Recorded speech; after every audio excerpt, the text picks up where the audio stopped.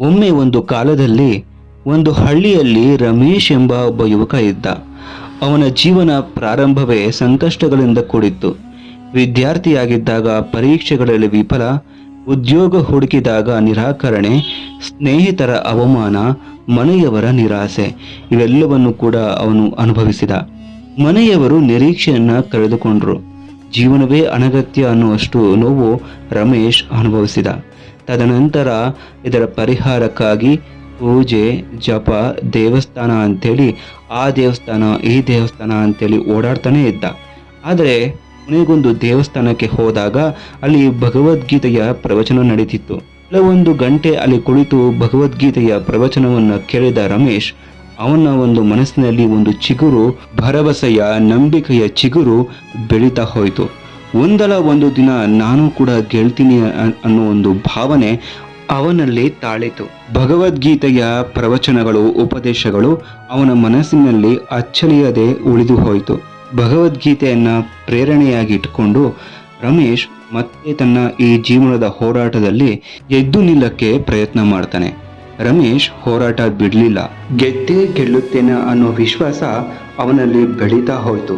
SSLC 2 ಬಾರಿ, second PUC ಕೂಡ 2 ಬಾರಿ ಪಾಸ್ ಆದ ನಂತರ ಬೆಳಗ್ಗೆ ಎದ್ದು ಕೆಲಸ ಹುಡುಕಿದ.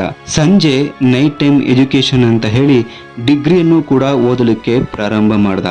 ವಾರದ ಕೊನೆಯಲ್ಲಿ ಪಾರ್ಟ್ ಟೈಮ್ ಉದ್ಯೋಗವನ್ನು ಮಾಡಿಕೊಂಡು ಹಣವನ್ನ ಕೂಡಿಡ್ತಾ ಬಂದ. ಹೇಗೆ ಒಬ್ಬ ಯೋಗಿ ತನಗೆ ತಾನೇ ಪ್ರಾಪ್ತವಾಗುವಂತಹದನ್ನು ಮಾತ್ರನೇ ಅನುಭವಿಸ್ತಾ ಹೋಗ್ತಾನೋ ಅದೇ ರೀತಿಯಾಗಿ ರಮೇಶ್ ತಾನು ಮಾಡುವ ಪ್ರಯತ್ನದಲ್ಲಿ ಮಾತ್ರ ಆಸಕ್ತನಾಗಿ ಫಲದ ಬಗ್ಗೆ ಹೆಚ್ಚು ಚಿಂತನೆ ಮಾಡಲಿಕ್ಕೆ ಹೋಗಲಿಲ್ಲ.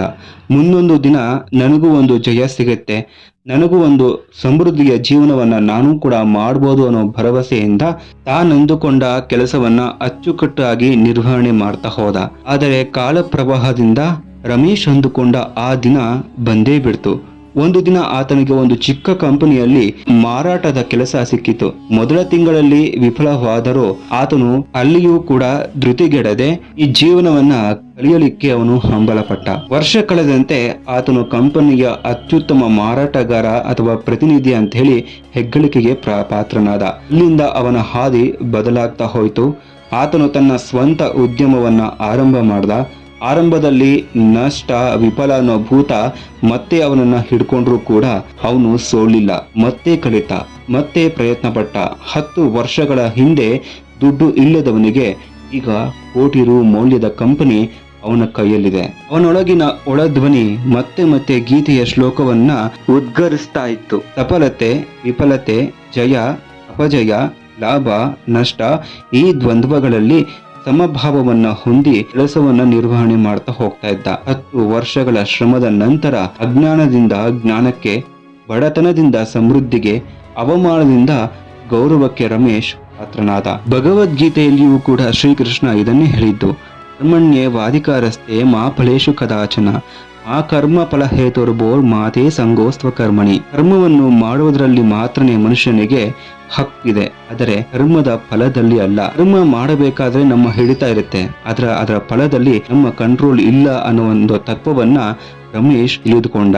ಅತಿಯಾದ ಅಭಿಮಾನವಿಲ್ಲದೆ, ಫಲದ ಆಸೆ ಇಲ್ಲದೆ, ಕರ್ಮದ ಕಾರ್ಯಪರತೆಯ ನಿಷ್ಠೆಯಿಂದ ದುಡಿಯುವ ಮಹತ್ವವನ್ನ, ಗೀತೆಯ ತತ್ವವನ್ನ ರಮೇಶ್ ಎತ್ತಿ ಹಿಡಿದ. ಶ್ರದ್ಧೆ ಮತ್ತು ಸ್ಥಿತಪ್ರಜ್ಞತೆ ಜೀವನದಲ್ಲಿ ಯಾವುದೇ ವ್ಯತ್ಯಾಸ ಆದಲ್ಲಿ ಭೀತಿಯಾಗದೆ ನಂಬಿಕೆಯೊಂದಿಗೆ ಸ್ಥಿತವಾಗಿರುವುದನ್ನೇ ಶ್ರದ್ಧೆ ಅಂತ ಹೇಳ್ತೀವಿ. ಆ ಶ್ರದ್ಧೆಯನ್ನೇ ಗೀತೆಯಿಂದ ತಿಳಿದುಕೊಂಡು ರಮೇಶ್ ತನ್ನ ಜೀವನದಲ್ಲಿ ಅಳವಡಿಸಿಕೊಂಡ. ಅಹಂಕಾರ ರಹಿತ ಪ್ರಯತ್ನ, ನಾನು ಎಂಬ ಭಾವವಿಲ್ಲದೆ ನನ್ನಲ್ಲಿ ಕರ್ತವ್ಯವನ್ನೇ ದೇವತಾ ಸೇವೆ ಎಂದು ನೋಡಿದ ದೃಷ್ಟಿಕೋನ ರಮೇಶ್ನದ್ದಾಗಿತ್ತು. ರಮೇಶ್ನ ಈ ಹೋರಾಟದ ಮಾರ್ಗ ಗೀತೆಯ ಮಾರ್ಗವೇ ಆಗಿದೆ. ಭಗವದ್ಗೀತೆಯ ಶ್ಲೋಕಗಳು ಕೇವಲ ಪಠಣಕ್ಕಲ್ಲ, ಬದುಕಿನಲ್ಲಿ ಅನುಭವದ ಮೂಲಕ ಅರಿಯುವ ದಾರಿಯಾಗಿದೆ. ಸೋಲಿನಿಂದ ಹಿಂಜರಿಯದೆ, ಫಲದ ಆಸೆಯಿಂದ ಅಲ್ಲದೆ ತನ್ನ ಕರ್ತವ್ಯವನ್ನು ನಿಷ್ಠೆಯಿಂದ ಮಾಡಿದ್ದ ರಮೇಶ್ ಅಂತಿಮವಾಗಿ ವಿಜಯಶಾಲಿಯಾದ. ನಮ್ಮೊಳಗಿನ ಅರ್ಜುನನಿಗೆ ಗೀತೆಯ ದೀಪವಿದ್ರೆ ಯಾವುದೇ ಕಷ್ಟ, ಅಜ್ಞಾನ, ಕುರುಡು ನಮ್ಮ ಹತ್ತಿರ ಬಂದರೂ ಕೂಡ ನಾವು ಭಯ ಪಡುವ ಅಗತ್ಯವಿಲ್ಲ. ಇವಿಷ್ಟು ರಮೇಶ್ ಎಂಬ ಹಳ್ಳಿ ಹುಡುಗನ ಒಂದು ಮೋಟಿವೇಶನಲ್ ಸ್ಟೋರಿ ಆಗಿರುತ್ತೆ. ಹೇಗೆ ಅವನು ಎಜುಕೇಶನ್, ಫ್ರೆಂಡ್ಸ್, ಜಾಬ್ ಇಂದ ನಿರಾಕರಣೆಗೆ ಒಳಗಾದ್ರೂ ಕೂಡ ಭಗವದ್ಗೀತೆಯ ಉಪದೇಶದಿಂದ